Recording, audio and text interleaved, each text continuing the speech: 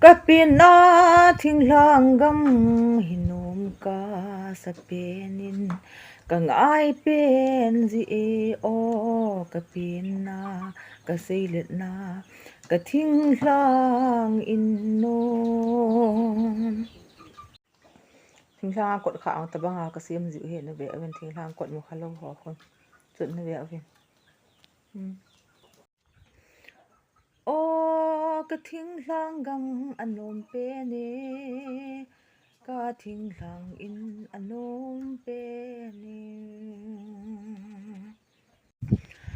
o kapin na thinglang gam